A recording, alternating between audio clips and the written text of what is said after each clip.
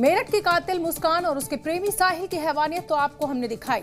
अब हम आपको राजस्थान के जयपुर में मेरठ जैसा ही एक मर्डर कांड दिखाते हैं, जहां एक पत्नी ने प्रेमी के साथ मिलकर अपने ही पति की हत्या कर दी। जरा इस सीसीटीवी फुटेज को देखिए। एक बाइक है जिस पर 2 लोग सवार हैं और बीच में एक बड़ा सा थैला रखा हुआ है, लेकिन बाइक पर जो थैला रखा है वो एक अधजला शव है।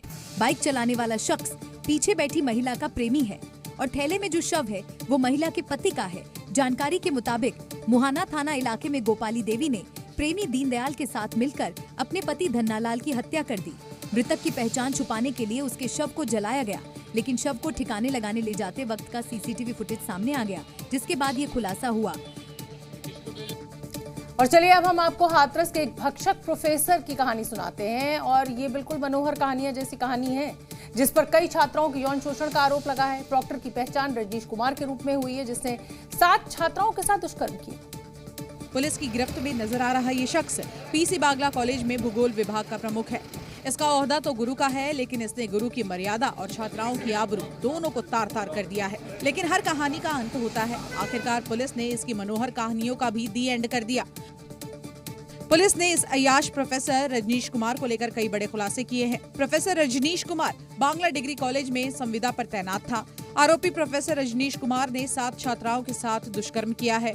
4th क्लास की महिला से भी शारीरिक संबंध बनाए। प्रोफेसर रजनीश छात्राओं और महिलाओं को ब्लैकमेल करता था। हिडन कैमरे से छात्राओं के वीडियो बनाकर दुष्कर्म करता था।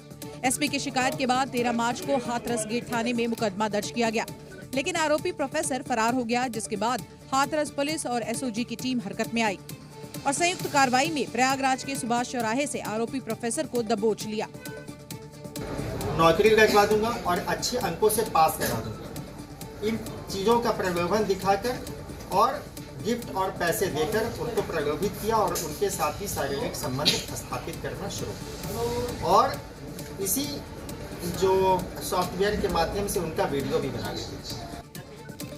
पुलिस ने अय्याश प्रोफेसर रजनीश के पास से मोबाइल फोन भी बरामद किया। पुलिस जांच में कई और खुलासे हुए हैं। जानकारी के मुताबिक रजनीश की 3 शादियां हुई हैं। पहली पत्नी से तलाक हो चुका है, दूसरी पत्नी से विवाद चल रहा है और तीसरी पत्नी के साथ हाथरस की चमन विहार कॉलोनी में ये रहता था। फिलहाल मामले की जांच की जा रही है। पुलिस की कामयाबी पर अलीगढ़ डीआईजी ने पुलिस टीम को 25,000 का नगद इनाम भी दिया है। उत्तर प्रदेश के प्रयागराज में एक बार फिर सरेराह बमबाजी की वारदात सामने आई है। शहर के कर्नलगंज इलाके में कुछ बाइक सवार बदमाशों ने खुलेआम एक के बाद एक 3 बम फेंके और फिर फरार हो गए। आज से करीब 2 साल पहले भी प्रयागराज में माफिया अतीक अहमद के गुर्गे गुड्डू बमबाज ने बमबारी कर दहशत फैलाई थी, जिसका अंजाम अतीक अहमद और उसके गुर्गों को भुगतना पड़ा था। और अब उत्तर प्रदेश पुलिस इन बमबारी करने वालों का भी ऐसा ही अंजाम करने की तैयारी में दिखाई दे रही है। बेखौफ बदमाश और खुलेआम बमबाजी। संगम नगरी प्रयागराज के लिए बमबारी की ये तस्वीरें नई नहीं है। ऐसा नहीं है कि प्रयागराज पहली बार बमबाजी से दहल रहा है। प्रयागराज में करीब 25 महीने पहले 24 फरवरी 2023 को भी माफिया अतीक अहमद के गुर्गे गुड्डू बमबाज ने खुलेआम कई बम फेंके थे और संगम नगरी को दहलाने की कोशिश की थी। और गुड्डू बमबाज की इस हरकत का अंजाम माफिया अतीक अहमद और उसके गुर्गों को भुगतना पड़ा था और योगी फोर्स ने उन्हें जहन्नुम का रास्ता दिखाया था। और अब 2 साल बाद एक बार फिर गुड्डू बमबाज जैसी ही गुस्ताखी इस जूनियर गुड्डू बमबाज ने की है। जूनियर गुड्डू बमबाज इसलिए क्योंकि बमबाजी का ठीक वही पैटर्न यहाँ दिखा है। यहाँ बमबाजी की जो सीसीटीवी तस्वीरें सामने आई, उसमें ये जूनियर गुड्डू बमबाज बंद दुकानों पर एक के बाद एक 3 बम फेंकता हुआ दिखाई दिया। प्रयागराज में सरेआम बमबाजी की इस वारदात के बाद पुलिस सीसीटीवी वीडियो के आधार पर बम फेंकने वाले इस जूनियर गुड्डू बमबाज की तलाश में जुट गई है, ताकि उसका भी अंजाम वैसा हो जैसा अतीक के गुर्गों का हुआ था।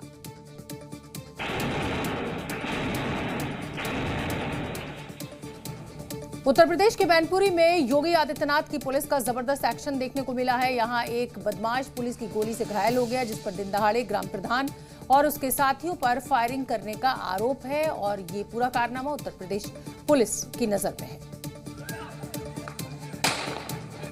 हाथ में हथियार लेकर घूमता बदमाश और गोलियों की तरतराहट उस वक्त की है जब बदमाश ने अपने साथियों के साथ हमला किया था।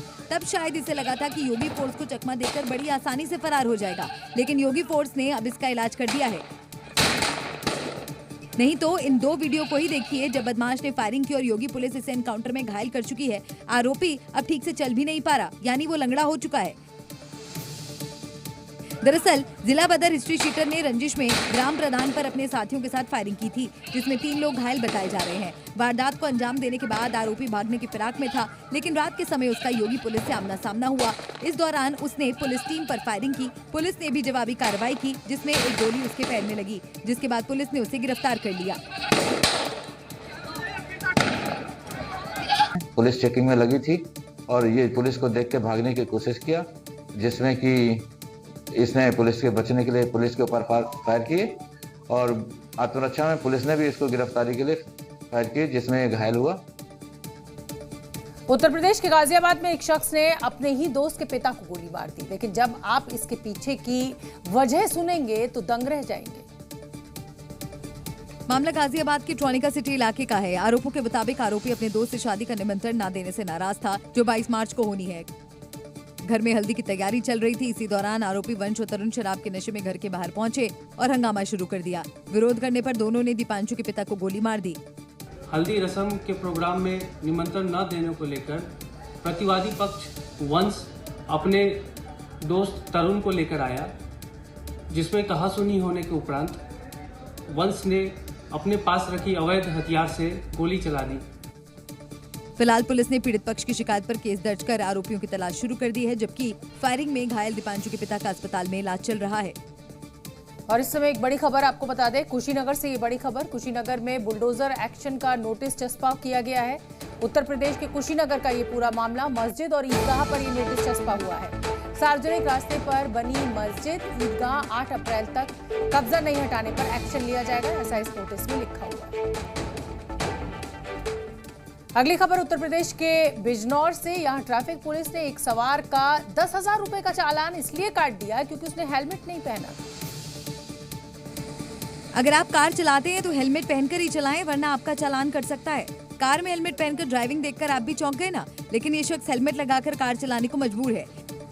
हेलमेट पहनकर कार चलाने का कोई नया नियम आया है, बल्कि ये सब हुआ है ट्रैफिक पुलिस की गलती से। मामला बिजनौर के धामपुर इलाके का है। बिजनौर ट्रैफिक पुलिस ने इस शख्स को उसकी कार में हेलमेट ना पहनने पर 10,000 रुपए ऑनलाइन चालान काट दिया, जिसके बाद ये शख्स दोबारा चालान कटने के डर से हेलमेट पहनकर ही कार चला रहा है। चौंकाने वाली बात यह है कि जिस दिन कार का चालान कटा, उस दिन इस शख्स की कार पूरे दिन हॉस्पिटल में खड़ी थी। ऐसा कल हमारी कार जो हॉस्पिटल में खड़ी हुई थी, 1:06 पर चालान कटा चांदपुर में। वो कटा किसी मोटरसाइकिल का हेलमेट की वजह से। तो इस वजह से हमारी गाड़ी है, जब आज मैसेज हमारे पास आ गया हमारी गाड़ी का चालान कटा, इस वजह से हम गाड़ी हेलमेट पहन के चला रहे हैं। 10,000 का चालान मिलने के बाद जब कार मालिक शिकायत करने गया तो उसकी शिकायत पर भी कोई कार्रवाई नहीं हुई, जिसके विरोध में इस शख्स ने हेलमेट पहनकर कार चलाना शुरू कर दिया। पीड़ित कार ड्राइवर इस गलत चालान के खिलाफ कोर्ट जाने की तैयारी कर रहा है।